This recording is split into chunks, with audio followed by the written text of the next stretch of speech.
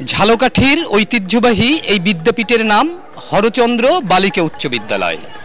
তবে অনেকেরই প্রশ্ন জাগে, কে এই হরচন্দ্র? অনেকেই কিন্তু চেনেন না কিংবা জানেন না হরচন্দ্র কে ছিলেন। বন্ধুরা, নিয়ে যাব হরচন্দ্রের কাছে, যার নামেই এই বিদ্যালয়ের নামকরণ করা হয়েছে। শিক্ষানুরাগী মহাত্মা হরচন্দ্রের কাছে নিয়ে যাব, সঙ্গেই থাকুন।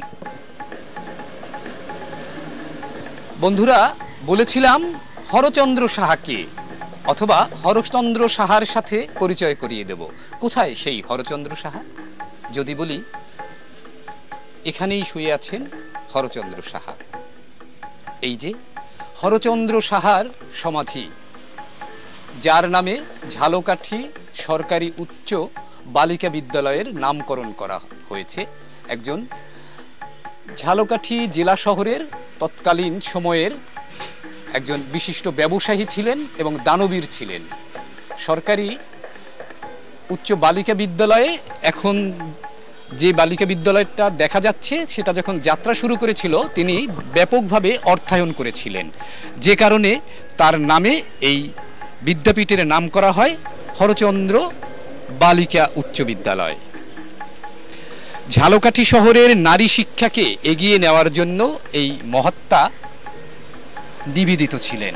আজকে বিশেষভাবে স্মরণ করছি। তবে দুঃখের বিষয় হলো, লতা গুল্মের আড়ালে অনাদর অবহেলায় তার সমাধিটি এভাবে হারিয়ে যেতে দেওয়াটা আসলে উচিত না।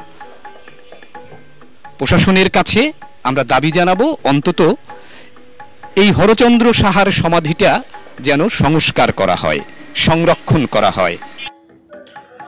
ঝালকাঠি শহরের পূর্ব চাঁদকাঠি এলাকার বর্তমান পানি উন্নয়ন বোর্ডের গেট থেকে ডান দিকে ঢুকলেই চোখে পড়বে লতাগুল্মের আড়ালে ঝোপঝাড়ের মধ্যে শুয়ে আছেন মহাত্মা দানবীর হরচন্দ্র সাহা।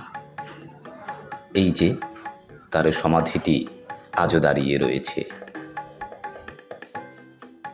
বন্ধুরা, আর এই হলো হরচন্দ্র সাহার সেই বাড়ি, যেটা নান্দনিক কারুকার্যে নির্মাণ করা হয়েছিল। পরবর্তী ভিডিওতে রয়েছে হরচন্দ্র সাহার বাড়ি নিয়ে গল্প। সঙ্গেই থাকবেন, দেখবেন।